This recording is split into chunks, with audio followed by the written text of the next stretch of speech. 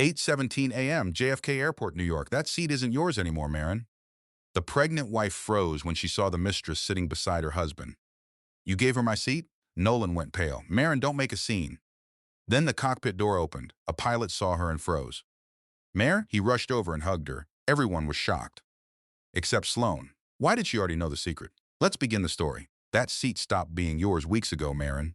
For a second, Marin Keene thought she had misheard her. The noise inside the Skycrest cabin seemed to pull away. Rolling suitcases bumped against armrests. A flight attendant welcomed passengers near the galley. Somewhere behind Marin, a businessman complained into his phone about a delayed connection. But all Marin could see was Sloane Mercer sits in seat 2A, her seat, or at least the seat that had been hers 3 weeks ago. Sloane rested one hand on the armrest as if she had been sitting there for years. Her dark hair was tucked neatly behind one ear. Her cream jacket looked untouched by the rush of JFK, and a glass of water waited on the small console beside her. Nolan Voss sat in 2B, Marin's husband. He looked like a man who had just watched the floor disappear beneath him. Marin. That was all he managed. Marin tightened her grip around the handle of her carry-on. Nearly 6 months pregnant, she had learned to move more carefully through crowded places. Her lower back ached after the walk from security. The baby had been restless all morning, shifting whenever Marin became tense, and she had been tense since waking at 4:30. 3 days earlier, she had discovered the affair, not through lipstick on a collar or some anonymous message. She had found a hotel confirmation on the tablet Nolan left charging in their kitchen. 1 room, 2 breakfasts. Sloane Mercer's name attached to the reservation because she had arranged the corporate rate. Marin had stared at the screen until it dimmed. Then she had opened Nolan's calendar. Los Angeles. Skycrest negotiations. Monday morning. That morning, before leaving for JFK, she had sent him one message. I booked the same flight. We're talking before Los Angeles. He had never answered. Now she knew why. Her eyes moved from Nolan to Sloane. You gave her my seat? Nolan opened his mouth. Sloane answered first. That seat stopped being yours weeks ago, Marin. There was no embarrassment in her voice, no apology. She sounded almost bored. Marin glanced at the small number above the window. 2A. 3 weeks ago, Nolan had come home earlier than usual and placed his phone on the kitchen island beside her tea. I have to go to Los Angeles next month, he had said. Come with me. She had looked at him in surprise. Their marriage had been strained for months by then. Nolan had been working late, traveling more often, checking his phone during dinner and carrying conversations into other rooms. Still, she had wanted to believe the invitation meant something. He had shown her the reservation. Marin Keene 2A, Nolan Voss 2B. You hate flying in the back, he had said with a small smile. She had laughed. You hate hearing me complain about flying in the back. That too. It had been one of their last normal evenings. A week later, Nolan told her the trip had become too complicated for spouses. Then her reservation disappeared from their shared travel account. Marin had accepted his explanation, until she found the hotel confirmation. She had purchased her own ticket afterward. A cancellation had opened seat 3A in first class. She never told Nolan until that morning. Now Sloane was sitting exactly where Marin had once been meant to sit. There were empty premium seats elsewhere in the cabin. This had been deliberate. Sloane had wanted 2A. Marin looked down at her. You knew. Sloane crossed one leg over the other. Knew what? That this was the seat he booked for me. Nolan leaned forward. Marin, this isn't the place. She turned toward him. For 3 days, she had imagined this conversation. Sometimes she pictured herself furious, sometimes cold. Once, around 2 in the morning, she had imagined crying before she could get the first sentence out. Now she felt strangely steady. This isn't the place? She asked. Nolan lowered his voice. People are boarding, I noticed. Marin. No. Go ahead. Tell me where the right place is. Passengers were beginning to glance toward them. Nolan noticed. Of course he did. For years he had been able to walk into a room and measure its temperature almost instantly. He knew who mattered, who was watching, who might remember an awkward moment later. That instinct had helped him build his career. Right now it made Marin want to laugh. 3 days ago she had been worried about whether their marriage could survive his betrayal. Now he was worried about strangers in first class. Sloane tilted her head. You came here to confront him. You've done that. Now maybe you should sit down. Marin looked at the woman her husband had chosen. Sloane was beautiful, but that was not what struck Marin. It was how comfortable she looked. She was not sitting beside another woman's husband as if she had been caught. She was sitting there as if Marin had interrupted a meeting. You seem very relaxed, Marin said. Sloane smiled faintly. I don't see the point in pretending none of us knows why you're here, and why am I here? To make Nolan feel guilty. Nolan exhaled sharply. Sloane. What? Sloane asked. We're adults. Marin almost smiled. Adults usually tell the truth before they get caught. Sloane's expression tightened for only a moment. Then her eyes dropped to Marin's stomach. You're what, 23 weeks now? Marin stopped breathing for half a second. Nolan looked at Sloane, too. Marin was 23 weeks and 4 days. She had not posted about the pregnancy. She had told very few people outside Nolan's circle. Nolan knew the due date, of course, but he had never been good at tracking weeks. Marin looked at him. Did you tell her? Nolan frowned. What? How far along I am? His silence answered before his words did. I don't think so. Sloane reached for her water. Oh, please, it isn't classified information. No, Marin said. It isn't. She studied her. But it is strangely specific. For the first time, Sloane looked away. A small movement, easy to miss. Marin did not miss it. Behind her, someone cleared his throat impatiently. Marin stepped closer to the window seats, allowing another passenger to pass. A flight attendant approached from the galley.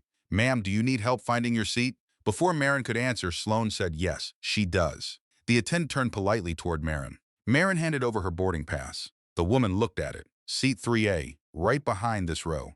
I know where my seat is, Marin said. The attendant glanced between the three of them and immediately understood there was more happening than a seating question. Sloane leaned back. Then maybe you should use it. Marin looked at Nolan. Did you know she requested my old seat? Nolan rubbed one hand across his jaw. I didn't think it mattered. It mattered to her. Sloane's eyes hardened. You're assigning meaning to a seat because you're upset. No, I'm asking why you chose it. It was available. So were others. Nolan said her name again, Marin. Every time he said it, he sounded less like her husband and more like a man trying to manage a difficult client. She had watched him use that tone before, at restaurants, in conference calls, with junior employees who had made mistakes. Keep calm, lower the temperature, get everyone back into their assigned places. For years, Marin had admired Nolan's ability to stay composed. Now she understood there was a darker side to it. Calm could be useful. It could also become an excuse to avoid choosing a side. Sloane looked toward the flight attendant. Can we please finish boarding? I have a meeting in Los Angeles.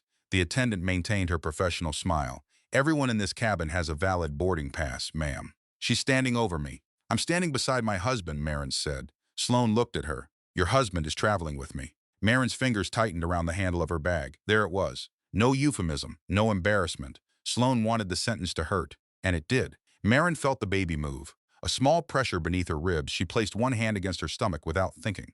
Nolan noticed. His expression softened immediately. Are you okay?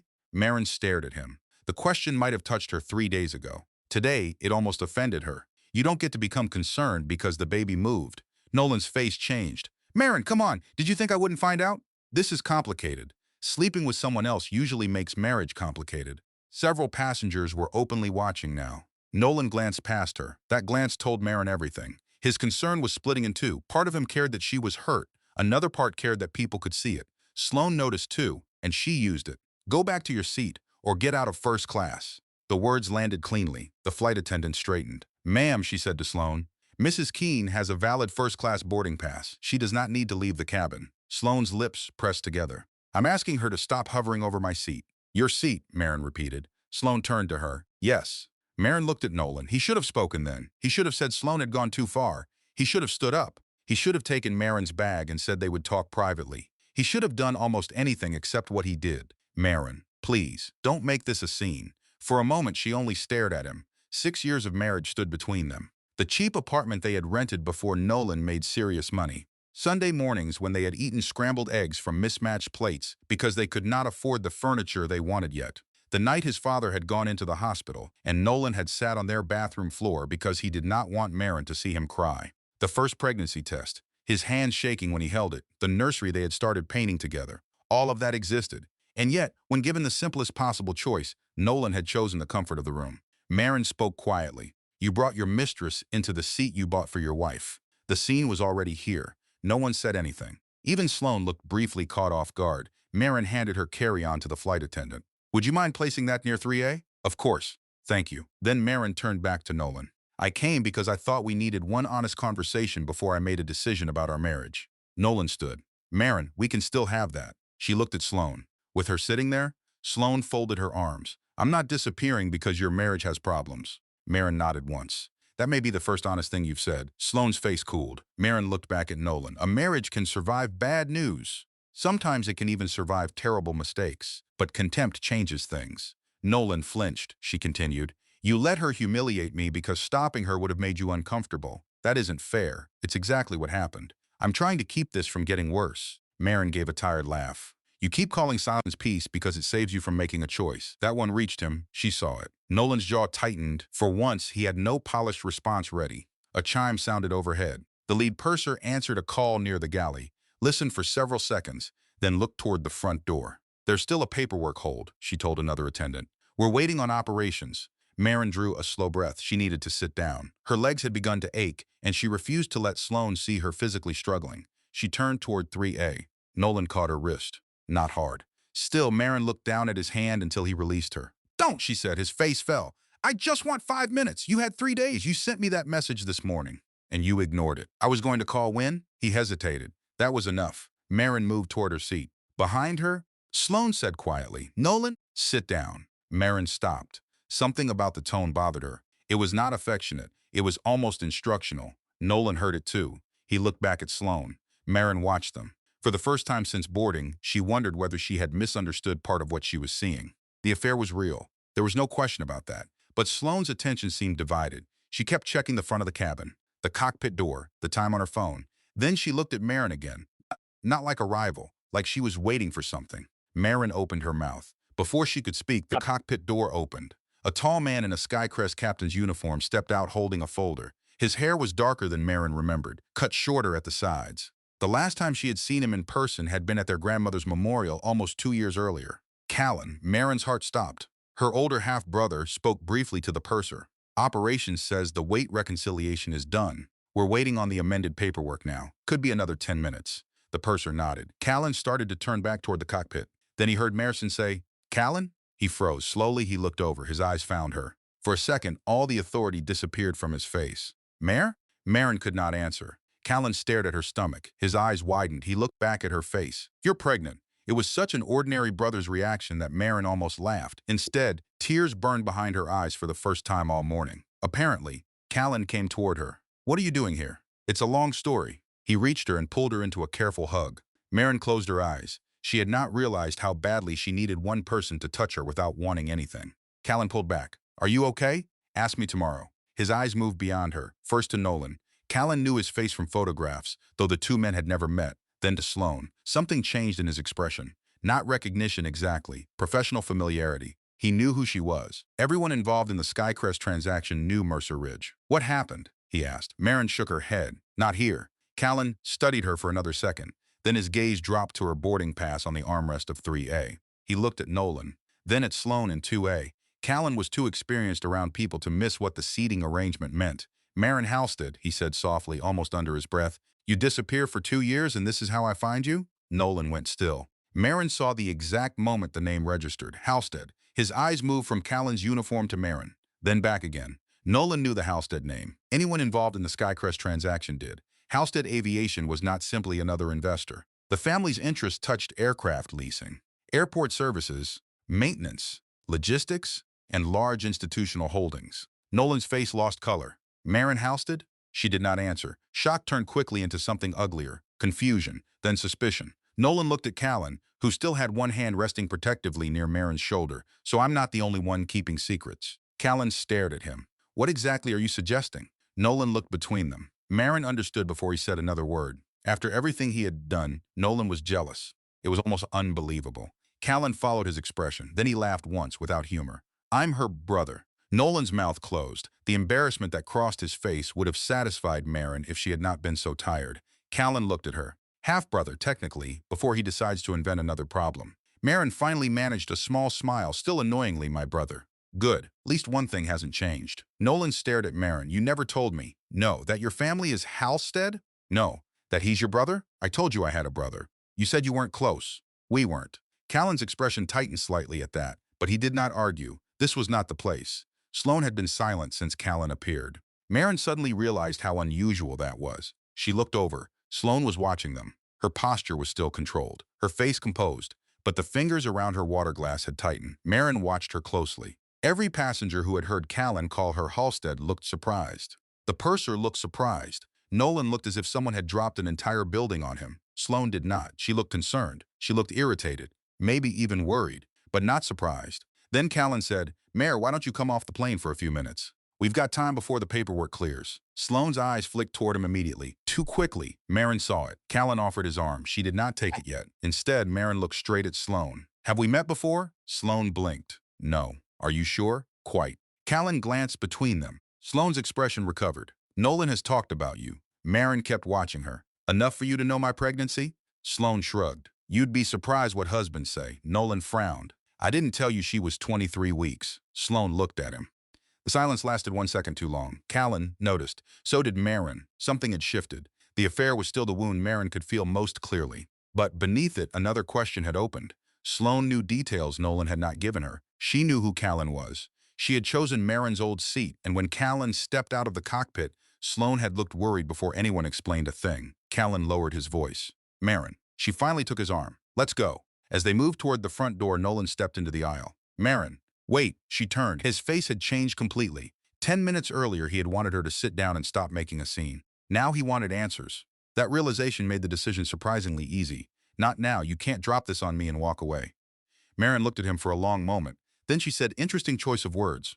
Nolan's eyes fell. Callan guided her forward. Before they reached the aircraft door, he leaned closer. Does that woman know who you are? Marin stopped. She looked back across the first-class cabin. Sloane was still sitting in 2A, still watching. Nolan stood beside her, confused and shaken. But Sloane's expression was different. She was calculating again. Marin had grown up around people who smiled across boardroom tables while planning 3 moves ahead. She knew that look. She had spent 6 years trying to leave that world behind. Apparently, it had found her anyway. Marin turned back to Callan. I think she knew before my husband did.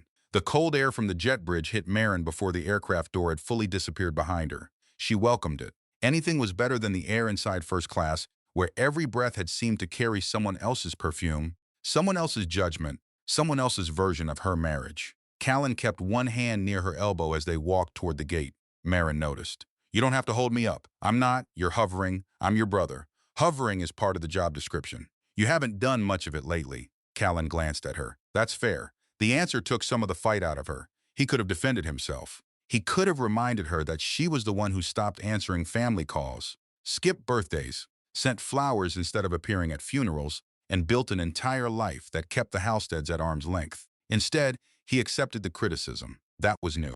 Or maybe Marin had been gone long enough that she had forgotten he could do that. They reached the top of the jet bridge. A gate agent looked up from the podium, clearly surprised to see one of the flight's operating captains escorting a passenger off the aircraft. Callan showed his badge. She's staying off the flight. The gate agent nodded. Do we need medical assistance? No, Marin said. Callan looked at her. She gave him a warning glance. No medical assistance. The gate agent hesitated, then nodded again. Of course. Callan guided Marin away from the boarding area. She could feel people looking at them. A few passengers recognized his uniform. Others probably recognized his name from the announcement near the gate. Marin kept walking. Where are we going? There's a private lounge down this corridor. I don't need a private lounge. You need somewhere to sit that doesn't have your husband's mistress in it. That's a very low bar. Callan's mouth moved as if he was trying not to smile. You still do that. Do what? Make jokes when you're furious. I'm not furious. You're terrifying when you're furious. She looked at him. Better? Much. They had almost reached the lounge entrance when a voice came from behind them. Marin. She stopped. Callan did not. He turned first. Nolan was coming toward them from the gate. No jacket now. His tie was loosened. He carried his phone in one hand and nothing else. Marin stared at him. You got off the plane. Nolan slowed when he reached them. Yes. Why? His eyes moved toward Callan. Because my wife walked off with a man I had never met after finding out she's apparently part of a family tied to the biggest transaction of my career. Callan folded his arms. That sounded better in your head, didn't it? Nolan ignored him. Marin, I need answers. She almost laughed. The nerve of the sentence was impressive. You need answers. Yes, about my life, about our life. Callan stepped slightly forward. Marin touched his arm. I can handle this. He looked down at her hand, then at Nolan. You sure? Yes. Callan nodded. Then let's sit down before either one of you says something loud enough to delay another flight. The private lounge was nearly empty. A television played financial news with the volume muted. An older couple sat near the windows with coffee. 2 business travelers were bent over laptops in the far corner. Callan chose a seating area tucked behind a glass divider. Marin lowered herself carefully into a chair. The baby shifted again. Callan noticed. You sure you're okay? I'm pregnant, angry, and tired. None of those require an ambulance. You left out stubborn. I assumed that was obvious. Nolan remained standing. Marin looked up at him. You can sit. I'd rather stand. Then stop pacing. I'm not pacing. Callan pointed at the floor. You've crossed the same 6 feet 3 times. Nolan stopped.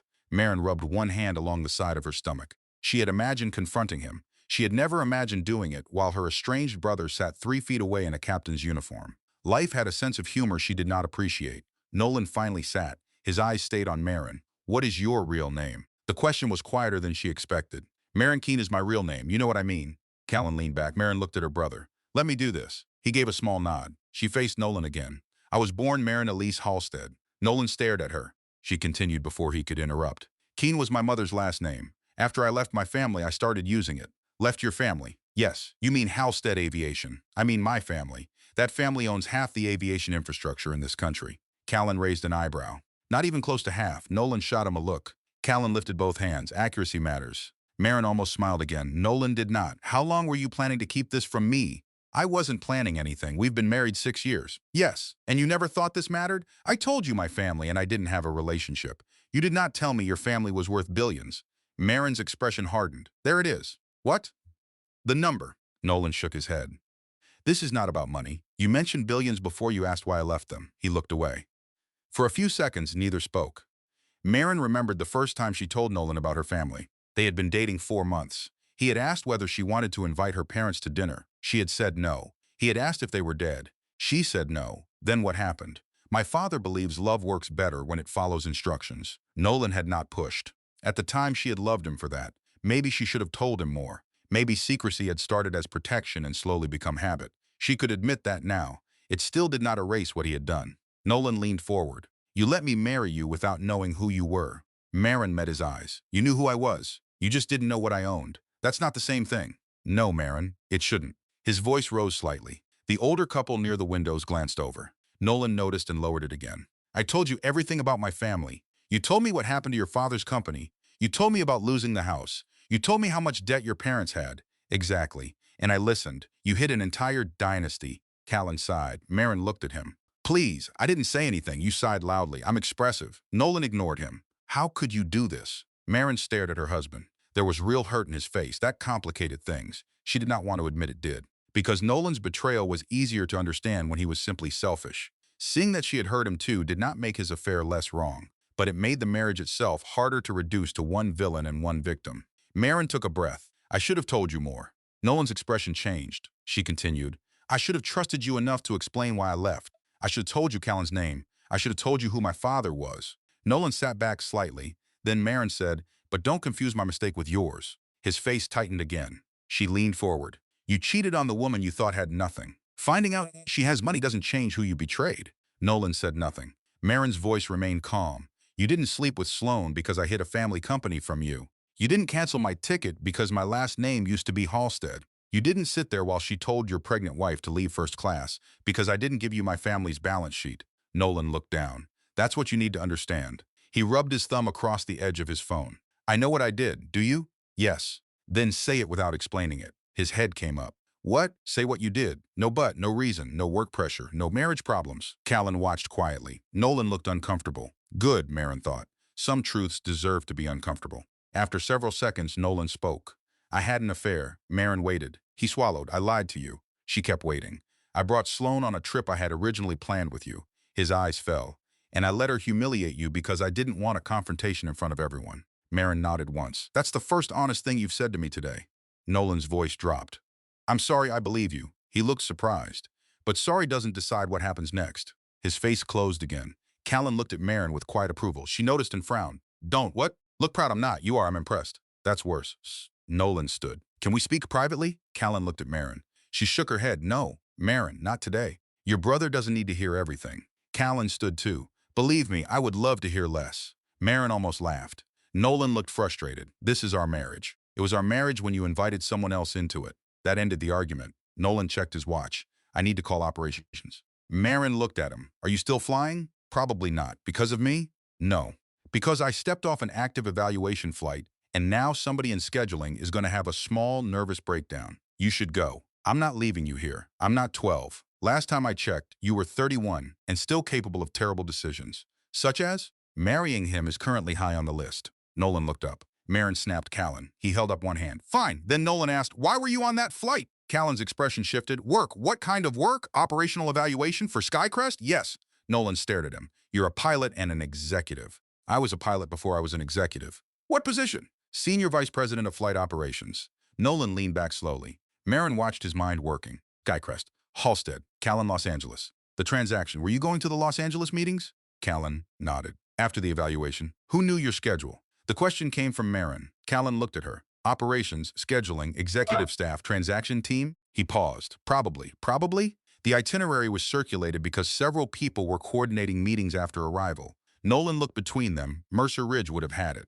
Callan nodded. Yes. Marin's hands went still in her lap. Sloane knew Callan would be on that airplane. She thought about 2A, about 23 weeks, about the woman watching the cockpit door. A strange pattern was starting to form. She was not ready to name it. Nolan said, maybe she knew he'd be there because of the meetings.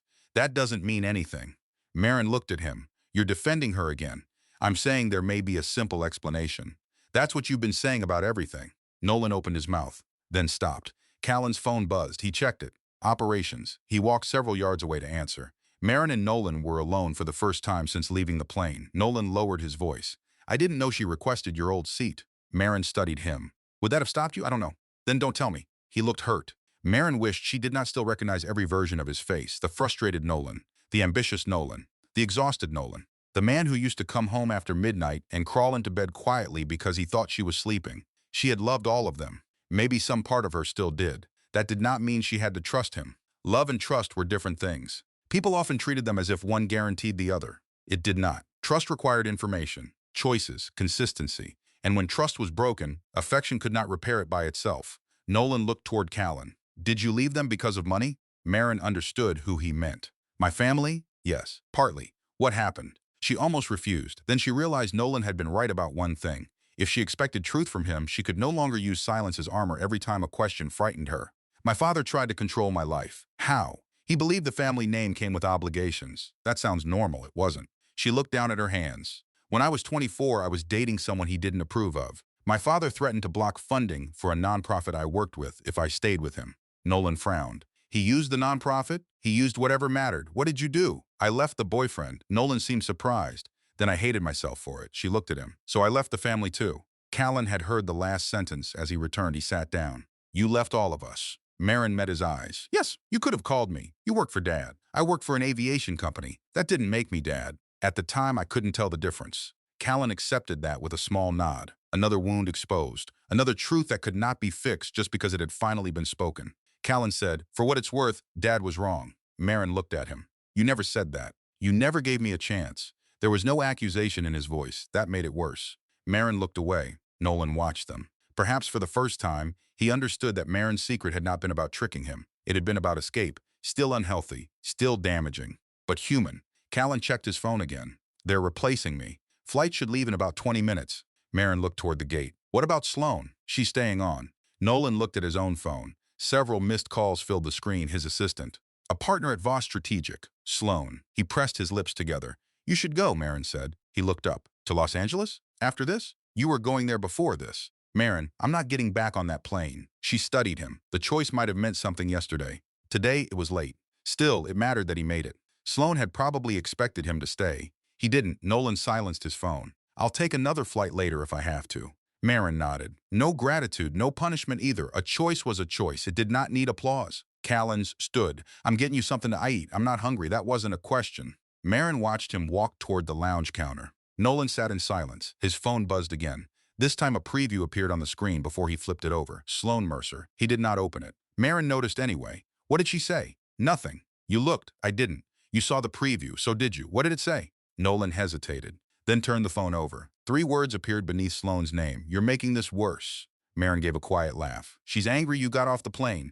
Nolan put the phone down. I don't care. That's probably new for her. He looked at Marin sharply. What is that supposed to mean? She told you to sit down. You almost did. Nolan frowned. What? On the plane. Marin leaned back. She wasn't talking to you like a lover. She was managing you. That's ridiculous. Maybe. Nolan's expression said he hated the idea because part of him had noticed it too. Callan returned carrying water, crackers, fruit, and a sandwich. Marin looked at the food. Are you feeding the whole lounge? You're pregnant. That doesn't mean I eat continuously. You used to. When I was 17, you once finished an entire pizza during a 2-hour movie. I was growing. You were 5'7" already. Nolan looked between them. The easy familiarity made him uncomfortable. Marin noticed. Part of her almost felt sorry for him. He was hearing a version of her life he had never known. Callan handed her the water. Drink. Yes, Captain. See? Some respect remains. Marin took the bottle. Callan sat. Tell me about the woman. Sloane? Yes. Nolan answered first. She's a managing partner at Mercer Ridge. I know who she is professionally. Marin caught the distinction.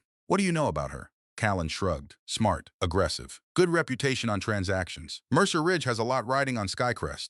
How much? I don't know the exact exposure. Nolan's face changed slightly. Marin noticed. You do. He shook his head. I know they're committed. That wasn't my question. Nolan sighed. Marin, there are confidentiality issues. Callan laughed. Nolan looked at him. What? Your marriage is burning down because of secrets, and you're still leading with confidentiality. That is not the same thing. No, Marin said. But apparently you really enjoy locked doors. Nolan closed his eyes for a second. I can't discuss transaction details. Fine. Marin opened the water bottle. Then I won't ask. Callan looked at her. But you're thinking. Yes. About? Marin took a drink. Why Sloane knew you? Callan frowned. She knows who I am professionally. She knew more than that. How? Marin thought back. Sloane's face when Callan said Mare, the absence of surprise. The precise pregnancy information. Seat 2A. She knew the nickname. Callan's eyes narrowed. What nickname? Mare. Nolan looked confused. She heard you say it. No, Marin replied. She used it once before. When? On the plane. Quietly. Nolan searched his memory. I didn't hear that. You weren't listening to most things I said. He let that pass. Marin looked at Callan. Who knows you call me Mare? Family, old friends. Corporate people? Some. Sloane? I've never had a personal conversation with her. Marin looked down at the bottle. Callan said, maybe Nolan told her. Nolan shook his head. I didn't. Silence followed. Marin did not like where the questions were going. Because an affair was painful. An affair made sense. People wanted things they should not want. They lied. They were selfish. But details collected quietly over time meant planning. Planning meant purpose. Callan's phone buzzed again. This time I really do need to handle something. He stood. Don't leave. Marin gave him a look. He pointed at Nolan, mostly talking to him. Nolan leaned back. I'm not going anywhere. Callan walked away. Nolan picked up his phone. He stared at the screen without unlocking it. Then said, she asked about your family. Marin looked at him. When? Months ago. What did she ask? Normal things. Normal according to the man sleeping with her? He flinched. Marin waited. Nolan rubbed his forehead. She asked where you grew up. What did you say? Connecticut. I grew up in 3 states. I know, no. You apparently knew one. He ignored that. She asked where you went to school. Why? I thought she was making conversation. What else? Nolan's eyes shifted. Marin noticed immediately. Nolan. She asked about your mother. Marin went still. What about her? Her name? Marin's voice lowered. You told her? I said your mother's name was Elise Keene. Anything else? She asked whether you had siblings. Marin stared at him. How long ago? I don't remember. Try. Maybe 2 months. 2 months. Before Marin had discovered the affair, possibly before the affair had become serious. Marin looked toward Callan. Nolan followed her gaze. This could still be nothing. Stop saying that. I'm trying not to invent a conspiracy because Sloane asked personal questions. I'm not inventing anything. Marin kept her voice even. I'm noticing what happened. There was an important difference. People often harmed themselves by deciding what a fact meant before they had gathered enough facts. Marin had grown up around lawyers, executives, and family members who could turn suspicion into certainty because certainty felt more comfortable. She had learned one useful lesson from them. When information did not fit, do not force it. Keep looking. Nolan unlocked his phone. What are you doing? Checking something. He opened his email. Marin watched him search Sloane's name. Hundreds of messages appeared. Nolan narrowed the results. Skycrest, Mercer Ridge, Halstead. He stopped. What? Nolan did not answer. His thumb moved slowly across the screen. Marin leaned forward. Nolan. He turned the phone toward her. An old email chain was open. Sloane had forwarded it to Nolan almost 5 weeks earlier. The subject line concerned voting thresholds and transaction approvals. Most of the language meant little to Marin without context. But halfway down the page, 2 words appeared. Halstead vote. Marin stared at them. When did she send this? 5 weeks ago, before you knew my name. Nolan nodded. I didn't think anything of it. Why would you? Halstead was just another name in your deal. His face tightened. I should have noticed. You had no reason to connect it to me. Nolan looked up, but she might have. Marin said nothing. Across the lounge, Callan ended his call and started walking back toward them. Nolan kept staring at the email. For the first time that day, the affair itself was no longer the only thing frightening him. Sloane had asked about Marin's mother, her childhood, her siblings, her family. She had seen documents mentioning the Halstead vote. She had known Callan's schedule, and she had sat in seat 2A waiting for Marin to arrive. Nolan looked at his wife. She knew. Marin did not answer. Not yet, because knowing that Sloane knew was only the beginning. The real question was why. Callan reached the table. What happened? Nolan handed him the phone. Callan read the screen. His face changed. Marin looked through the glass wall toward the gate where the Skycrest flight to Los Angeles was finally pushing back. Somewhere inside that aircraft, Sloane Mercer was continuing west without them. And for the first time, Marin wondered whether losing Nolan had ever been Sloane's main goal at all. The Halstead Family Trust occupied the 37th floor of a glass building overlooking Park Avenue. Marin had not been there in 6 years. She remembered the elevators, the silent hallways, the polished stone floors that never seemed to show a footprint. Even the receptionist's desk was the same. Different woman behind it. Same arrangement of white orchids. Same quiet. Marin stepped out of the elevator with Callan beside her and immediately regretted agreeing to come. "You can still leave," he said. She looked at him. "Are you trying to be helpful?" "I'm trying something new. It doesn't suit you." "Good to know." Marin adjusted the strap of her purse. Her back still ached from the airport. She had slept badly the night before, waking every hour with Nolan's face, Sloane's voice, and those two words flashing through her mind. Halstead vote. Nolan had stayed at a hotel after they left JFK. Marin had gone home alone. He had texted once, "I'm giving you space. Call if you need anything." She had not answered. Callan had called at 7 that morning. "Trust Council wants to see you." "Why?" "Because your name is in the Skycrest materials. That doesn't mean I need to go there. It does if someone is looking at your vote." Marin had almost hung up. Instead, she showered, dressed, and met him downtown. Now she stood outside a conference room where the family name she had spent years avoiding was etched into frosted glass. Halstead Family Trust. Callan opened the door. Marin did not move. He looked back. "You okay?" "No." "Want 5 minutes?" "No." She walked inside. A woman in her late 50s rose from the conference table. Marin. Marin recognized her immediately. Evelyn. Evelyn Price had been outside counsel to the Halstead family since Marin was in college. She had attended birthdays, funerals, board dinners, and enough family arguments to know when silence was safer than advice. She came around the table and stopped short of hugging Marin. Marin appreciated that. "You look well," Evelyn said. "That's generous. I heard yesterday was difficult." "Callan talks too much." Callan took a seat. I gave her the short version. Marin looked at him. "There's a short version? Your husband cheated. His girlfriend may be interested in your voting rights, and you discovered all of this on one airplane." Evelyn's expression remained controlled. Callan added, "See? Short." Marin sat. Evelyn took the chair across from her. A thin stack of documents rested on the table. Marin looked at them. "I'm not coming back." Evelyn folded her hands. "I didn't ask you to. My father knows I'm here. He knows you requested information."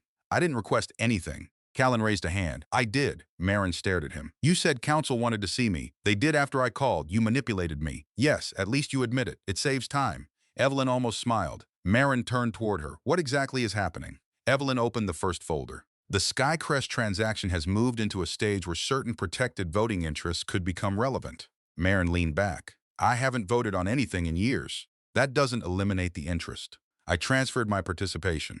You stepped away from family governance. You did not surrender your beneficial interest." Marin glanced at Callan. He already knew. Of course he did. She turned back to Evelyn. "Why would my vote matter now?" "Because of the structure of the transaction." "Explain that without giving me a 3-hour law school lecture." Evelyn nodded. "Halstead entities hold several interests connected to Skycrest. Most decisions can be made through normal governance. A change of control this large is different. Certain protected interests require approval from a defined group. And I'm in that group." "Yes." Marin rubbed her temple. "I haven't been involved in 6 years." The trust agreement anticipated family members stepping away from management. It did not automatically remove their rights. "Or obligations?" Evelyn paused. Marin noticed. "What?" "There is one issue we need to clarify." Evelyn pulled another document from the folder. "Does your husband have any direct financial interest in this transaction?" Marin answered immediately. "No." Evelyn did not move. That made Marin look at her more carefully. "What? Are you certain?" "Yes." Callan shifted beside her. Marin turned. "You know something." He shook his head. "I know Nolan works for a firm involved in the transaction. That doesn't mean he gets paid personally if it closes." Evelyn slid the paper across the table. Marin looked down. "Nolan Voss. Voss Strategic Partners. Success Participation. Partnership Consideration. Equity allocation contingent upon closing." Her eyes stopped moving. For several seconds, she did not understand what she was reading. Then she saw the date, 4 months earlier. Her finger rested against Nolan's signature. "What is this?" Evelyn answered gently. "A compensation arrangement tied to the Skycrest transaction." Marin looked up. "How much?" "That depends on final valuation." "How much?" Evelyn gave her the range. Marin stared at her. 7 figures. High 7 figures if certain targets were reached. Callan swore quietly. Marin barely heard him. Nolan had sat across from her at breakfast 4 months earlier. She remembered the day. He had been cheerful, unusually cheerful. He had brought coffee home from the place she liked and kissed the top of her head while she read. "Good meeting?" she had asked. "Very. Anything exciting?" "Maybe." She had waited for more. He had checked his phone instead. Marin looked back at the document. "Why does the trust have this?" "Because parties involved in the transaction disclose financial interests that could create conflicts. But nobody told me. You had not participated in the process. So how was I supposed to disclose something I didn't know existed?" Marin looked up sharply. Evelyn continued. "That distinction matters. Then why are we sitting here?" "Because the trust agreement contains a provision concerning undisclosed spousal interests." Marin went still. Evelyn turned several pages. "This is an internal provision. It is specific to the Halstead Family Trust. If a beneficiary participates in a protected transaction while a spouse has a direct financial interest that has not been disclosed, the independent trustees may temporarily suspend that beneficiary's vote while the conflict is reviewed. Marin stared at her. Temporarily. Yes. How long? There is no fixed period. It depends on the circumstances. Callan leaned forward. Long enough to get through a transaction deadline? Evelyn looked at him. Potentially. Marin closed her eyes for 1 second. Seat 2A, Sloan, Halstead vote, 23 weeks. Callan on the airplane. Pieces were beginning to move toward one another. She opened her eyes. If Nolan knew about this compensation and didn't tell me, does that automatically create a conflict? No. Evelyn's answer was immediate. It creates a disclosure problem if you participate without knowing. The trust does not punish someone for information that was deliberately withheld from them. Then someone would need to argue that I knew. Yes. And that I failed to disclose it. Yes. Marin looked at the document again. What would they need to freeze the vote? A credible basis for review. Callan's expression hardened. Not proof, no. A review exists because proof is not yet established. Marin sat back. That mattered. A lot. Someone did not need to prove she had done something wrong before causing delay. They only needed enough questions to justify looking. A process designed to protect the trust could also become a weapon if someone understood timing better than truth. Marin looked at Evelyn. Who requested information about this provision? Evelyn hesitated. I can't disclose privileged material from another party without authorization. Marin gave a humorless laugh. Of course, but I can tell you that questions have been raised about conflict procedures. When? Recently. Before yesterday? Another pause. Yes, Marin looked at Callan. He understood. So did she. The airplane had not created the interest in her vote. It had come after. Marin stood. I need to see Nolan. Callan rose too. I'll come with you. No, Marin, no. This one is mine. You sure? She looked down at Nolan's signature again. Yes, this time she was. Nolan opened the door to his hotel room less than 30 seconds after Marin knocked. He looked as if he had been awake all night. No tie, no jacket, sleeves rolled up. A half-finished cup of coffee sat on the desk behind him. His eyes dropped to her stomach first, then back to her face. Are you okay? Stop asking me that. He stepped aside. Marin entered. The room was large enough to pretend it was not a hotel room. Separate sitting area, dining table, floor-to-ceiling windows. Nolan had always chosen hotels that made travel feel less temporary. Marin placed the compensation agreement on the table. His face changed. He knew what it was before she said anything. That hurt more than she expected. You've seen this. Nolan closed the door. Yes, she pointed at the chair. Sit, Marin, sit down. He did. She remained standing. You're furious because I didn't tell you my family had money. Nolan looked at the document. Marin, let me explain. She pushed it across the table toward him. When were you planning to tell me yours depended on my family? He did not touch the paper. It didn't depend on your family. Don't insult me. I didn't know you were a Halstead. That isn't what I said. Nolan looked up. Marin continued. You knew Halstead Aviation mattered to Skycrest. Yes. You knew your compensation depended on the transaction closing. Yes. You knew there was equity. Yes. You knew you could become partner. Yes. And you told me none of it. His jaw tightened. Work compensation isn't usually something I bring home for approval. Marin stared at him. This isn't a bonus for hitting quarterly targets. I know that. Do you? Yes. Then why didn't you tell me? He stood. She immediately held up one hand. No. Sit down. Marin, I'm not one of your board members. No. You're my husband. Or you were supposed to be. Sit down and answer the question. He stayed standing. For a moment, they simply looked at each other. Then Nolan pulled the chair back and sat. I thought you'd tell me I was taking too much risk. Marin frowned. That's your explanation? You hated what my work was turning into. I hated never seeing you. You thought I was obsessed. You were. I was trying to build something. For who? For us. Marin laughed once. Don't. It's true. You hid millions of dollars from me for us? It wasn't guaranteed money. Then tell me about the risk. Tell me about the upside. Let me disagree with you if I disagree. That's marriage. Nolan rubbed both hands over his face. I knew how you felt about money controlling people. Marin went quiet. He had finally said something that sounded honest. He continued. You never wanted to talk about wealth. You hated networking dinners. You hated when I brought business home. Every time I pushed harder at work, you acted like I was becoming someone you didn't recognize. Maybe I was right. Nolan looked at her. That's exactly why I didn't tell you. So you hid it because I might have an opinion. I hid it because I knew the opinion. You assumed it. She leaned forward. That's the problem. You stopped asking me questions years ago. He flinched. Marin saw that chapter 2 had already gotten inside him. Good. Some lessons needed time. She tapped the compensation agreement. Do you know what this does to me? Nolan frowned. What are you talking about? The trust has a conflict provision. What conflict? If my spouse has an undisclosed direct financial interest in a protected transaction and I participate without disclosing it, my vote can be temporarily suspended during review. Nolan stared at her. Then the color left his face. Marin, I didn't know. I believe you. I swear I believe you. His confusion deepened. Then why are you looking at me like that? Because you didn't need to know the rule to create the problem. He looked down at the paper. For the first time since she arrived, Nolan seemed frightened. Not about divorce, not about being caught, about consequence. There's a vote, yes. Your vote, yes. And it matters, apparently. Nolan sat back. That's why Sloane knew. Marin watched him carefully. Knew what? The Halstead vote. He stood again and grabbed his phone from the desk. Marin stopped him. What are you doing? Calling her. Why? Because I want to know how long she's known. Nolan. He looked at her. Don't warn her. I'm not warning her. You're angry. Angry people give away information, he almost argued, then stopped. Marin pointed at the chair again. Think first. He stared at her. You came here furious. Yes. And now you're telling me not to act angry. Yes. Why? Because I grew up in rooms where people waited for someone to lose their temper so they could learn what that person knew. Nolan looked at her for a long second.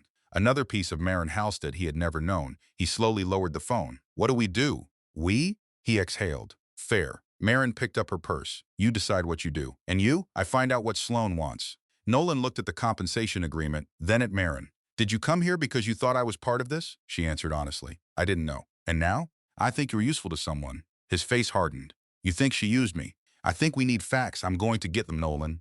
This time he did not look angry. He looked embarrassed. I need to know. Marin understood that. She walked toward the door. Behind her, Nolan said, I am sorry. She stopped, he continued. For this too. Marin looked back. I know. His eyes met hers. Again he seemed surprised that she believed him. Again, it did not save him. I'll call you if I learn anything, he said. Marin opened the door. Call Callan. Why him? Because right now I don't know what I want you telling me. That answer hurt. She could see it. Still, it was true. Marin left. Nolan waited 40 minutes before calling Sloane. He spent half of that time pacing the hotel room, the other half reading old emails. Marin had been right. He had wanted to call while angry. He would have demanded answers. Sloane would have heard panic in his voice and known exactly how much he had discovered. Instead, he sat at the desk with a legal pad in front of him. He wrote 5 questions, then crossed out 3, 2 specific. He kept 2. How long did you know Marin was a Halstead? Why didn't you tell me? He called. Sloane answered on the 4th ring. Nolan. Her tone was cool. You missed the meeting. I know. You embarrassed me. He almost laughed. You're worried about being embarrassed? I'm worried about a transaction that has hundreds of people depending on us. There it is. What? The deal. Of course the deal. That's why we were going to Los Angeles. Nolan looked at the legal pad. How long did you know? Silence. Sloane answered carefully. Know what? My wife. I know who your wife is. No, you know what I mean. Another pause. Nolan leaned back. How long did you know Marin Keene was Marin Halstead? Sloane did not answer. That was an answer. Nolan closed his eyes. How long? Nolan, where are you? New York. Are you with her? No. Good. His eyes opened. Why is that good? Because right now you're angry and she knows how to use that. He almost admired the irony. Marin told me exactly the same thing about you. Sloane went quiet. Nolan looked at the clock. How long did you know? Before you did. The honesty hit harder than a lie. Nolan stared at the wall. Before yesterday? Yes. How long before yesterday? That matters less than you think. That means a long time. Nolan. Weeks? Sloane said nothing. Months? Nolan. Stop. He stood. No. You don't get to tell me to stop. I am trying to keep you from turning a complicated business issue into another emotional disaster. Another? The airplane was a disaster. You created half of it. Marin boarded looking for a confrontation. She told me she was coming, and you hid that from me. His anger sharpened. You saw the message. Silence. You saw it. I saw her name on your screen, and you knew she would be on the flight. Sloane exhaled. Yes. Nolan walked toward the window. Traffic moved far below. Tiny cars. Tiny people. Everything looked simple from 30 floors up. How long did you know she was a Halstead? Sloane spoke slowly. Long enough to understand that telling you before the transaction was settled would create problems. Nolan laughed without humor. Problems for who, everyone? Try again. Nolan, why didn't you tell me? Sloane's patience finally cracked. Because the second you knew your wife was a Halstead, you'd stop thinking clearly. Nolan went still. The sentence fit too easily. He looked at the legal pad. The words did not look like enough anymore. You mean I'd stop being useful? Nothing came from the other end. No denial. No outrage. Nothing. Nolan's grip tightened on the phone. Sloane, we both knew your marriage was failing. That wasn't my question. I didn't force you into my bed. No. He closed his eyes. That part belonged to him. He would not give it away. I made that choice. Yes. But you knew something about my wife that directly affected the deal, and you kept it from me. I protected the transaction. From me? From uncertainty. Nolan lowered the phone for a second. That word, uncertainty. He had heard Sloane use it in meetings. Markets hated uncertainty. Investors hated uncertainty. She spoke about people the same way. He had once admired that. Now he wondered where he existed on her spreadsheet. Sloane. What? Why did you ask about Marin's mother? Silence. His stomach turned. Why did you ask where she went to college? Nolan. Why did you ask if she had siblings? I was curious. No. He shook his head, although she could not see him. No, you weren't. You're upset. I'm finally paying attention. Sloane's voice cooled. Be careful. With what? with deciding that your own choices happened because someone manipulated you. He stopped. That one was deserved. Nolan let it land. You're right. She did not expect that. He heard it in the silence. I cheated because I chose to, Nolan. I lied because I chose to. Nolan, listen to me. But that doesn't answer what you chose. Her breathing changed, he continued. How long were you looking into Marin before we started sleeping together? The line went quiet. Then Sloane said, I have another call. She disconnected. Nolan stared at the screen. For several seconds, he did not move. Then he called Callan. Marin returned to the trust office shortly after 3. Evelyn had requested additional records from Transaction Counsel. Callan was already there, so was a junior attorney Marin did not know. A document had been placed at each chair. Marin sat. What happened? Evelyn looked at Callan first. He nodded then. Evelyn turned to Marin. We found something you should see. Marin pulled the document closer. Mercer Ridge Capital. Privileged and confidential. Legal analysis. She read the title. Potential suspension of protected voting rights following undisclosed spousal interest. Marin stopped. When was this requested? Evelyn pointed to the date. Marin read it. 3 days before the flight. Before Sloane sat in seat 2A. Before Callan walked out of the cockpit. Before anyone on that plane supposedly discovered Marin was a Halstead. Callan sat across from her. Nolan called. Marin looked up. What did he say? He confronted Sloane. Despite herself, irritation flashed across Marin's face. I told him to think first. He did. And she admitted she knew who you were before he did. Marin looked back at the memo. How long before, she wouldn't say. Evelyn spoke. This memo suggests Mercer Ridge was examining the conflict provision before yesterday. Marin turned a page. What exactly did they ask? We're still determining scope. The request itself was framed as ordinary transaction planning. Could it be ordinary? Yes.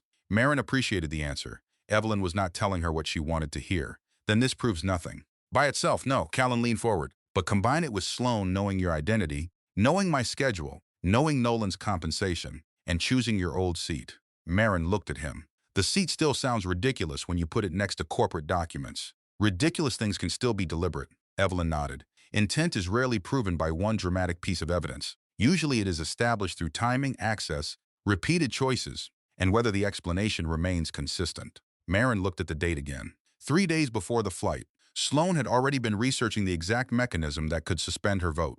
Then she had placed herself beside Nolan, in Marin's former seat, on a flight where she knew Callan would be working. After seeing Marin's message confirming she would board, Marin remembered Sloane's voice. Go back to your seat or get out of first class. She remembered Sloane watching the cockpit, waiting. For what? Callan watched his sister. What are you thinking? Marin did not answer immediately. She replayed the confrontation from beginning to end. What had Sloane wanted? Humiliation? Maybe. Jealousy? Certainly. But humiliation alone did not require Callan. It did not require knowing Marin's family. It did not require a memo about voting rights 3 days earlier. Marin's eyes moved toward her brother. When you came out of the cockpit, what was the first thing you wanted to do? Callan frowned. Make sure you were okay. After that, I wanted to know what happened. If I'd asked you to remove Sloane from the flight, I would have told you I couldn't do that just because you asked. But you would have gotten involved, of course, as a brother and as an executive if there was a legitimate operational issue. Marin looked down. There it was. Sloane had put Marin inside an emotionally explosive situation with her husband's mistress, and a senior Skycrest executive who happened to be her brother. Then she waited. If Marin demanded special treatment, what would it look like later? Callan said quietly, Marin. She looked at him. He had arrived at the same place. Marin touched the corner of the legal memo. Seat 2A wasn't revenge. Callan's face changed. Then what was it? Marin looked down at the date again. 3 days before the flight. A legal question already asked. A trap already being prepared. She lifted her eyes. Bait. The first timeline covered 12 pages. Marin read it twice. Then a third time. Callan sat across from her in the trust office conference room. Sleeves rolled up, coffee untouched beside him. Evelyn Price stood near the windows with a yellow legal pad in one hand. On the screen at the end of the table, the sequence looked almost ordinary. Nolan signs compensation agreement. Mercer Ridge reviews Halstead voting structure. Sloane accesses diligence materials. Callan's operational itinerary circulates. Marin texts Nolan that she booked the flight. Sloane confirms seat 2A. Flight confrontation. Callan enters first class. Marin refuses special treatment. The dates told a different story when placed together. Marin leaned back. She knew everything except what I would do. Callan nodded. That was the only variable. Evelyn looked toward the screen. She knew Nolan had a financial interest. Yes, she knew you held a protected voting interest. Yes, she knew you had not disclosed Nolan's compensation. Marin's mouth tightened. Because Nolan never told me it existed.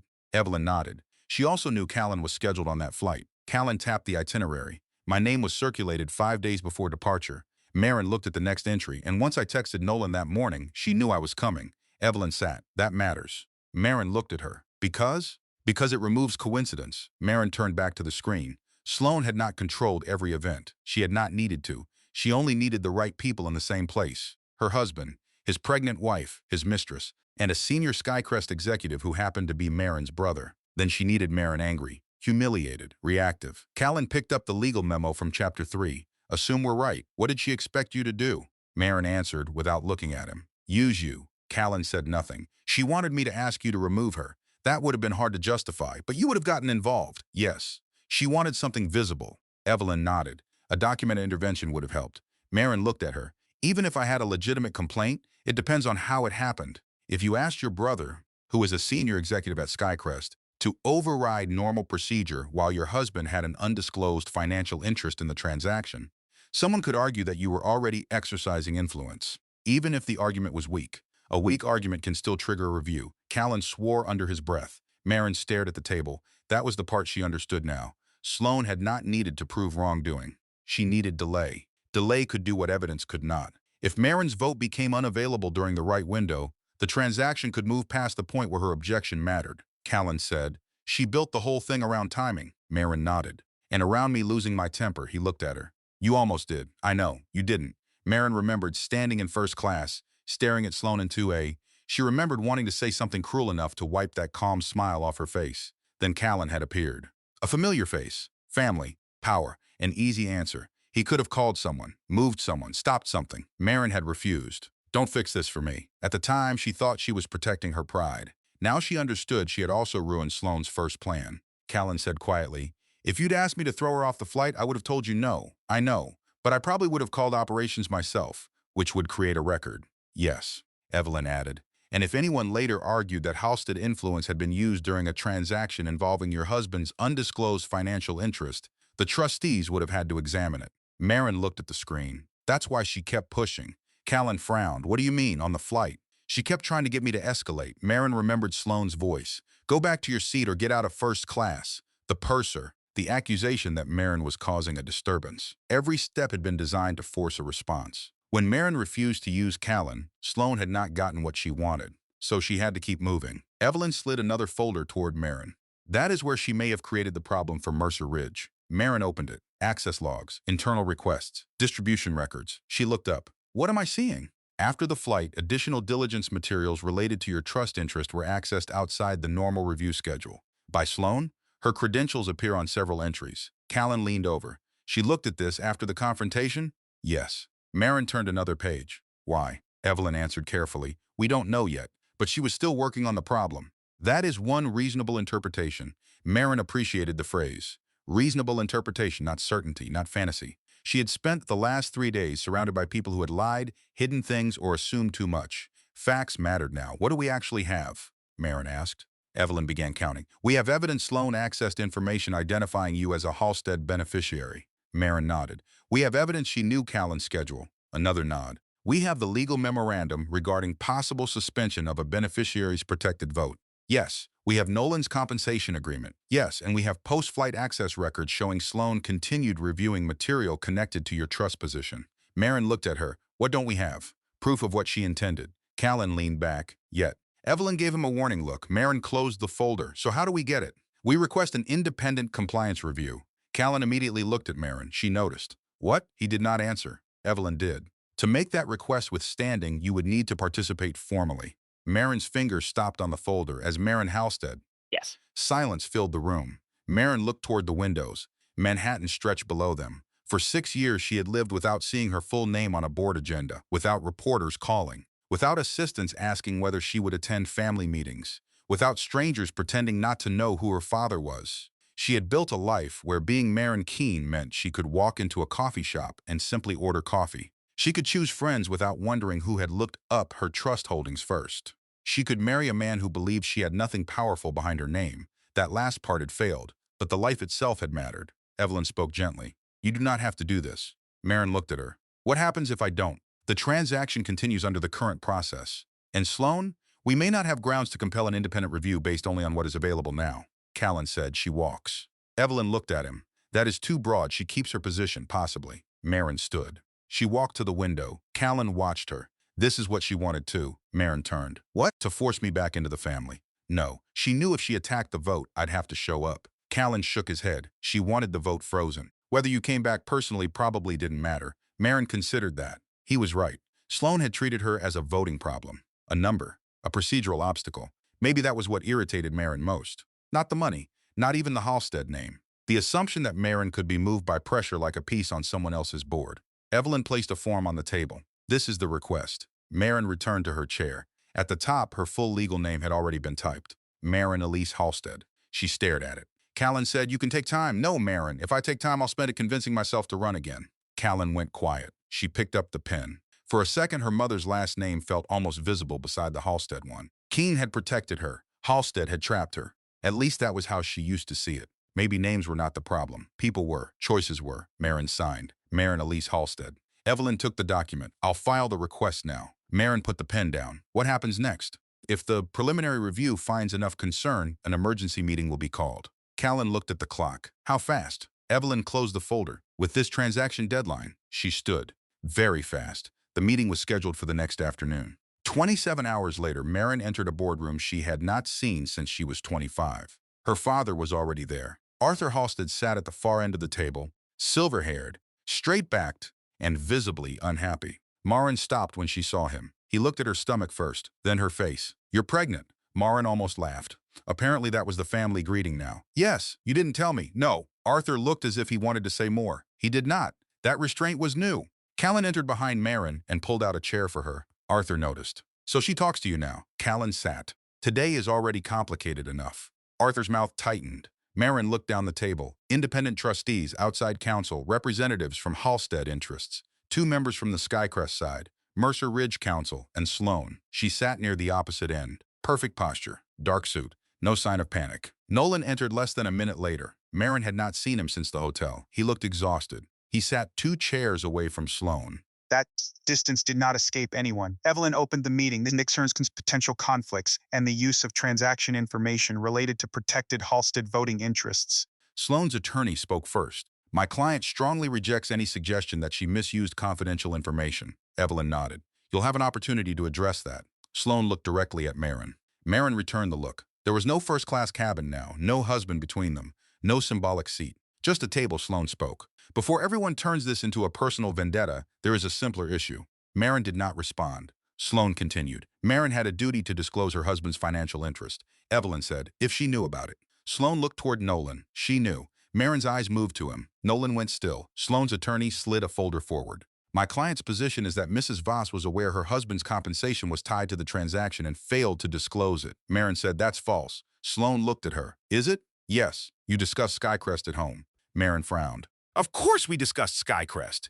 Nolan talked about his career. "Yes, you knew the deal mattered to him. Yes, you knew he wanted partnership." Marin stopped. Sloan leaned forward slightly. "You expect everyone here to believe you never asked what would happen if the transaction succeeded." Marin answered calmly. "I knew success would help his career. I did not know he had a specific compensation agreement tied to closing." Sloan turned toward Nolan, then let him answer. The room changed. Nolan looked at Sloan. For the first time, Marin understood how carefully this moment had been built. If Naled Marin knew, his own concealment became less serious. He could argue that husband and wife had discussed the compensation privately. The focus would shift to Marin's failure to disclose.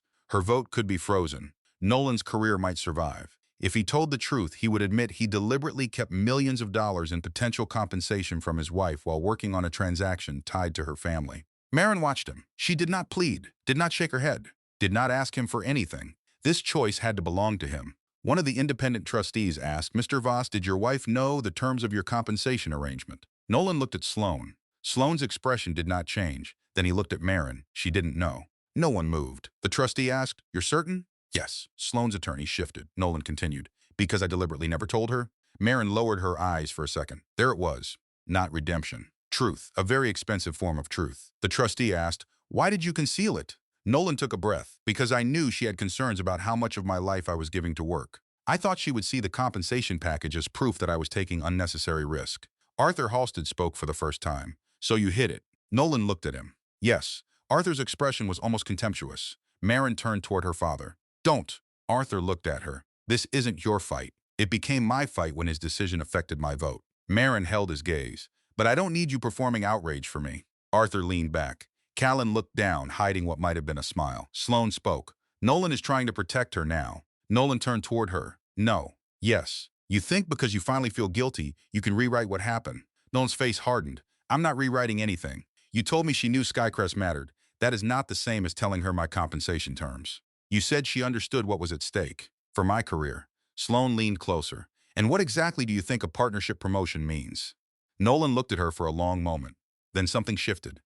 He reached down beside his chair and lifted a slim black folder. Sloane stopped talking. Marin watched him place it on the table. What is that? Evelyn asked. My correspondence with Sloane. Sloane's face changed. Small, but real. Her attorney immediately said, we need to review any communication before it is introduced. Nolan looked at him. They're my messages too.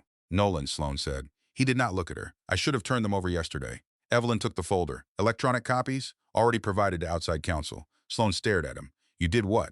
Nolan finally met her eyes. I told the truth. She laughed once. You think this makes you noble? No, that answer stopped her. Nolan continued. I think it makes me late. Marin said nothing. Evelyn opened the file. The room waited. She read several messages silently, then stopped. Her eyes lifted toward Nolan. May I read this into the record? Nolan nodded. Sloane's attorney objected. The independent chair allowed it pending review. Evelyn read. Once Marin interferes, we'll have grounds to freeze her vote. The silence afterward was different from every silence before it. Sloane did not move. Callan stared at her. Arthur Halstead's face hardened. Marin looked at Nolan. When was that sent? Evelyn gave the date. Marin felt the timeline snap into place. The message had been sent weeks earlier, near the beginning of Nolan and Sloane's affair. Nolan looked at the date too. His expression changed slowly. He knew. Marin could see it. He knew exactly what that date meant. Nolan turned towards Sloane. What did you know then? Sloane's attorney said, do not answer. Nolan ignored him, Sloane. She looked at him. What did you know? Her voice stayed controlled. This is a board review.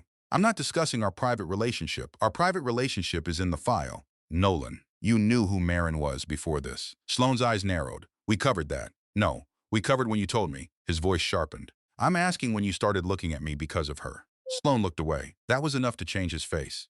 Nolan stood. When did you start? Nolan, sit down. Answer me.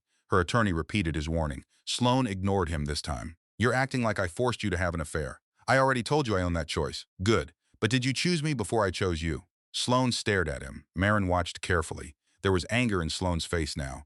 And beneath it, something close to insult. As if Nolan had discovered a private advantage she believed belonged only to her. Sloane said, you were useful. Nolan went still. Callan looked at Marin. No one interrupted. Sloane continued, you were inside the advisory side of the transaction. You were married to someone connected to the Halstead interest. Of course I paid attention. Nolan's voice dropped. You researched my wife before you slept with me. I researched a transaction. You asked me about her mother. Sloane's jaw tightened. You asked where she went to school. Nolan, you asked whether she had siblings. Sloane finally snapped. And then I fell in love with you.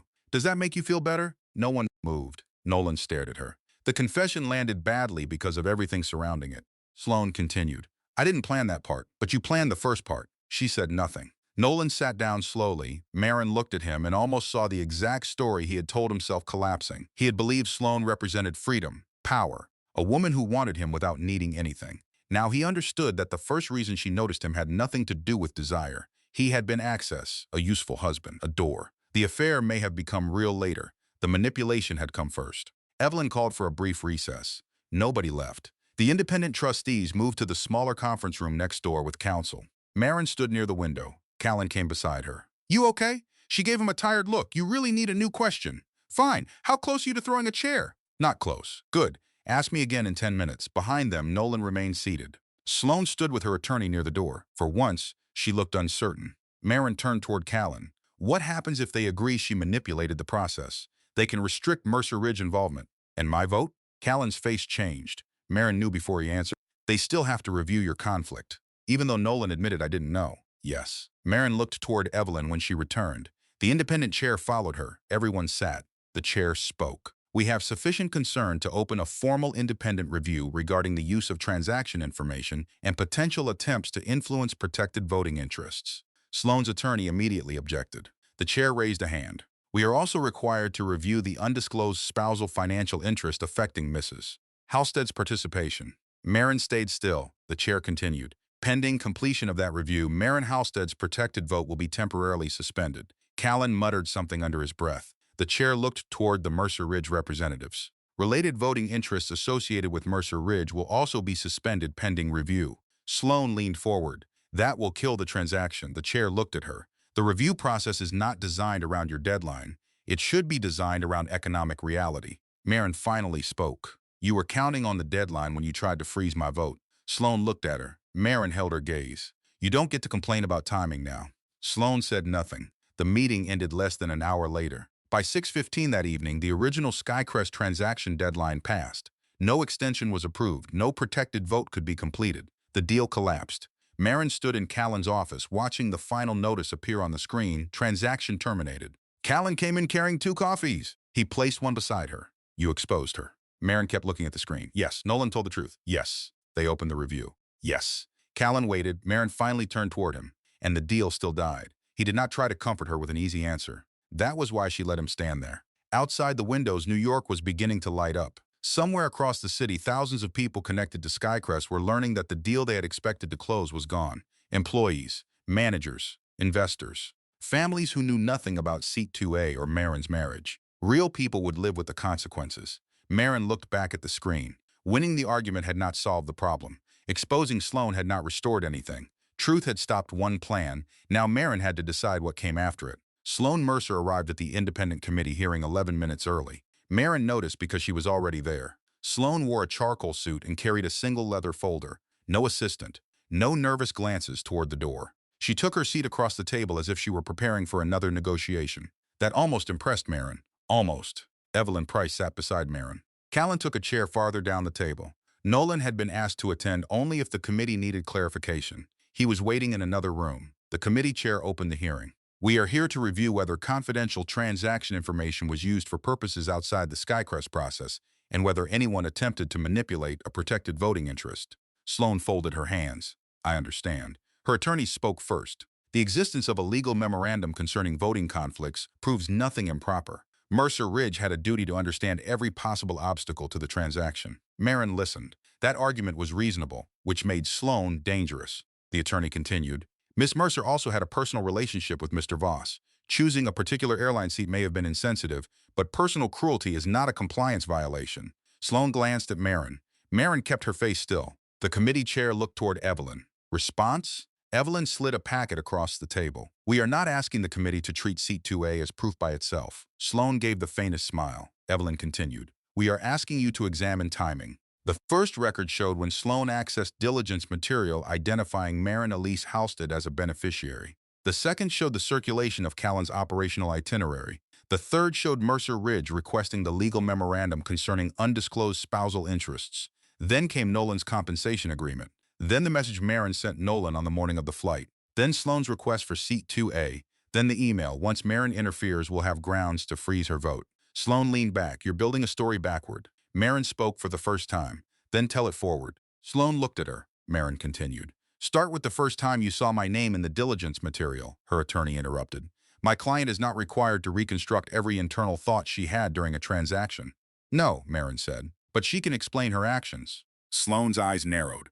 You want an apology for sleeping with your husband. This hearing isn't about my marriage. It clearly is.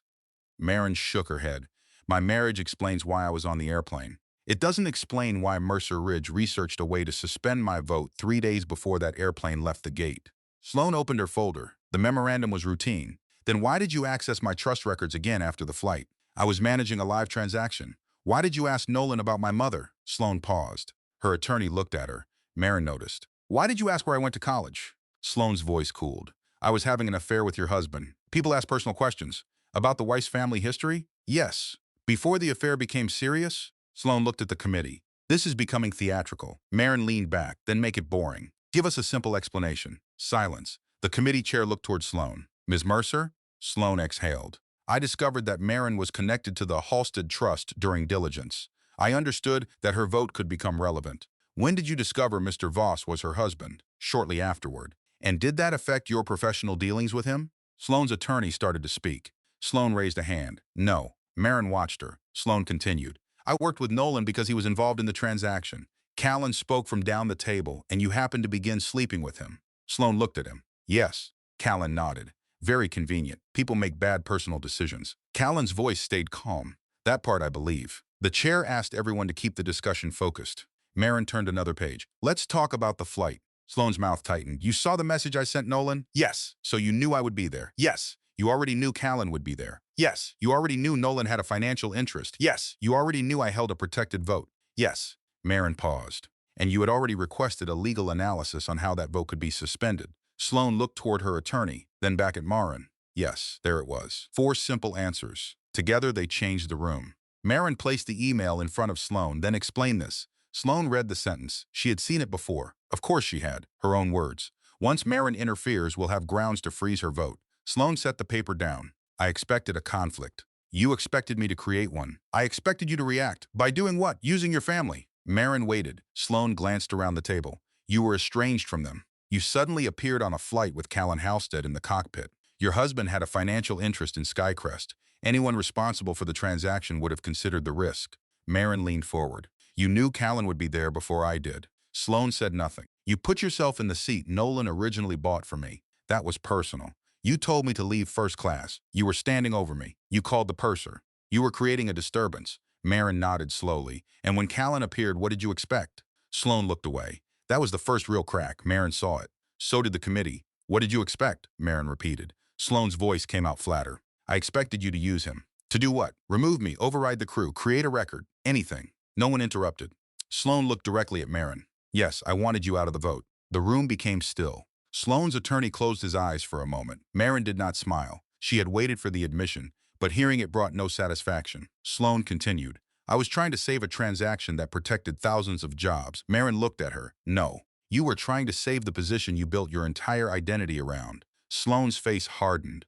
You think you're better than me because you can afford principles. Marin did not answer immediately. That accusation deserved more than anger. My family's money gave me choices most people don't have. That's true. Sloane seemed surprised by the admission. Marin continued. But having power doesn't remove responsibility. It increases it. She tapped the email. You knew the rules, you understood the trust, you understood the deadline. Then you designed a situation where someone else's mistake would benefit you. Sloane looked toward the committee. I made decisions under pressure. So did I. Marin held her gaze. The difference is that pressure doesn't choose for us. The committee adjourned for 40 minutes. When everyone returned, the chair read the findings. Sloane had used transaction information outside its intended purpose. She had attempted to influence a governance process through a conflict she helped manufacture. She would be removed from all Skycrest activity immediately. Mercer Ridge would conduct its own internal review. Sloane listened without expression. Only when the chair finished did she look at Marin. You still lost the deal. Marin nodded. Yes. Sloane seemed disappointed that the words did not hurt more. 3 weeks later, Mercer Ridge placed Sloane on administrative leave. 2 months after that, she was removed as managing partner. There was no arrest. No dramatic walk through a lobby surrounded by cameras. She remained wealthy. She remained intelligent. But the firm she had built her identity around no longer trusted her with control. For Sloane, that consequence cut deeper than public humiliation ever could. Marin had little time to think about it. Skycrest was getting worse. The original transaction was dead. Debt pressure was rising. Suppliers wanted reassurance. Employees were hearing rumors about restructuring. Arthur Halstead saw opportunity. Marin saw people. They argued in the Halstead boardroom on a Thursday morning. Arthur stood beside a projection showing Skycrest assets. We can acquire the most valuable pieces at a discount. Marin stared at the numbers. And what happens to the rest? That depends on the administrators, meaning layoffs, meaning we protect Halstead capital. Callan sat halfway down the table. He had already learned when not to interrupt father and daughter. Marin closed the presentation. We can restructure the whole company. Arthur looked at her. With what money? Ours and outside capital. At what return? Lower than the asset purchase. Arthur gave a short laugh. So after 6 years away, you return and ask this board to accept less profit because you suddenly discovered a conscience? Marin's face stayed calm. I had one before I came back. You abandoned your voting responsibilities. I left because I didn't agree with how this family used power. And now you want to use that power. Yes. Arthur stopped. He had expected denial. Marin continued. I was wrong about one thing. Walking away didn't make the power disappear. It only meant someone else decided how to use it. Arthur stared at her.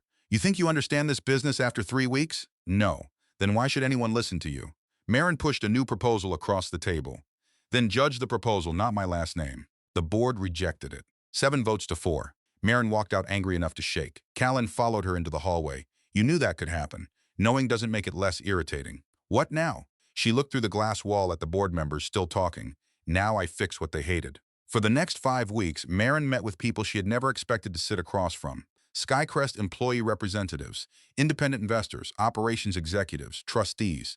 She learned where her first proposal was weak. Some protections were too expensive to sustain. Some governance ideas created delays that would hurt the airline. Marin changed them. She refused to remove the workforce protections entirely. Arthur called that stubborn. Callan called it negotiating. The second proposal came back to the board. It passed, barely. Marin left the meeting and found Nolan waiting near the elevators. He looked thinner. She had heard he resigned from Voss Strategic Partners that morning. "You shouldn't be here," she said. "I wanted to tell you myself." "Tell me what?" "I resigned." Marin looked at him. "Why? The investigation would have made partnership impossible anyway." "That isn't a reason." He nodded. "You're right." He put his hands in his pockets. "I spent years telling myself every compromise was temporary. One more deal. One more trip. One more thing I couldn't tell you yet." Marin said nothing. Nolan continued. "I don't want to build another life that way." She watched him carefully. "I'm glad." Hope appeared in his face. Marin hated what she had to do next. She opened her purse, pulled out an envelope. Nolan looked at it. His hope disappeared. Divorce papers, yes. He did not take them immediately. "Even after I told them the truth?" Marin met his eyes. Telling the truth stopped the damage from getting worse. It didn't erase what came before it. Nolan lowered his head for several seconds, neither spoke. Then he took the envelope. "I understand." Marin believed him. That made the moment harder. Their divorce was finalized 6 weeks later. 3 months after the Skycrest hearing, Lena Voss was born at a Manhattan hospital just before sunrise. Nolan was there. He stood near Marin's bed holding their daughter as if someone had handed him the most valuable object on earth without instructions. Marin watched him. "You can sit down. I'm fine. You look like you're afraid breathing wrong will break her." "I am." Marin almost laughed. Lena opened her mouth and made a tiny sound. Nolan immediately looked alarmed. "What does that mean?" "It means she's a baby." "Very helpful. Welcome to parenting." He sat beside the bed. Their marriage was over. That fact remained. But Lena had nothing to do with their mistakes. Marin refused to use their divorce as a weapon against Nolan's relationship with his daughter. Nolan, to his credit, never used fatherhood as a path back into Marin's house. He showed up. At first, Marin expected the effort to fade. It didn't. When Lena developed a fever late one night, Nolan met them at urgent care 20 minutes after Marin called. At 2:30 in the morning, Lena finally fell asleep against his chest. Marin sat beside him, exhausted. "You can go home," she whispered. "So can you. I'm her mother and I'm her father." Marin looked at him. He adjusted the blanket around Lena. "Sleep for 20 minutes. I'll wake you if the doctor comes." Marin did. Months later, Nolan received an offer from a major private equity firm in San Francisco. Marin learned about it accidentally when Callan mentioned hearing Nolan's name in industry gossip. She asked him during a handoff with Lena, "Are you moving?" Nolan looked confused. "To San Francisco." "Oh." He secured Lena into her car seat. "I turned it down." Marin stared at him. "Why?" "The job requires travel 4 days most weeks. It also pays more than your old job." "Yes, you wanted a position like that your entire career." Nolan closed the car door gently. "I spent years choosing the next room over the people already in mine." Marin said nothing. He shrugged. "I'm done doing that." He accepted a smaller advisory job in New York. He stopped talking about partnership tracks. Stopped making promises about how different he was. Months passed. His actions made the argument for him. Almost a year after C2A, the new Halstead and Skycrest transaction finally closed. Skycrest survived. Most of the employee protections Marin fought for remained. Mercer Ridge absorbed significant losses but continued operating. Sloan was gone. Callan remained in flight operations. Arthur offered Marin an executive title. She refused it. "I don't want a job because I came back." Arthur frowned. "You're a Halstead. That's a name. I want a job with responsibilities I can actually do." After several arguments, she built a role around corporate governance and transaction oversight. For once, her father did not choose it for her. Neither did Marin choose it simply to oppose him. It was hers. 1 year after the first-class confrontation, Nolan brought Lena to a private Skycrest terminal. Marin was leaving for Maui with Callan and a few family members. Nolan handed Lena over. "Have a good trip." "Thank you." He kissed his daughter's forehead. Then he turned away. Marin watched him take several steps. Nolan, he stopped, turned. Marin held out a boarding pass. He came back slowly. The name printed across it read, Nolan Voss. He looked from the pass to Marin. "What's this?" A seat. A small laugh escaped him. "I don't exactly have a great history with those." Marin smiled. Then she became serious. The divorce was the right decision. "I know. The marriage we had needed to end. I know that too." Marin looked at him. She remembered the man sitting beside Sloan while his pregnant wife stood in the aisle. She remembered the man at the hearing admitting the truth when lying would have protected his career. Both men had been Nolan. Growth did not erase history. It changed what someone did after learning from it. "I don't want that marriage back," Nolan answered quietly. "Neither do I." Marin extended her hand. "Then come with us." 3 days later, they stood on a small lawn overlooking the Pacific. No ballroom, no reporters. Callan held Lena nearby. Nolan took a ring from his pocket. Marin looked at it, a new ring. "I almost brought the old one," he said. Marin raised an eyebrow. "That would have been a terrible idea, I figured that out." He smiled, then looked down at the ring. "That ring belonged to a marriage I didn't know how to protect." He lifted his eyes. "I don't want that marriage back." "Neither do I. I want the one we choose now." Marin held out her hand. Nolan slid the new ring onto her finger. This time, Marin knew exactly who Nolan was. Nolan knew exactly who Marin was. There were no hidden fortunes between them, no hidden compensation agreements, no mistress waiting in another city. They had already learned that love could survive truth only when people were willing to live differently. After hearing it, they married again. The next morning, Callan stood near the aircraft with Lena in his arms. He looked at Nolan and nodded toward the cabin. Your seat's next to my sister. Nolan looked at Marin. "Am I allowed to sit there?"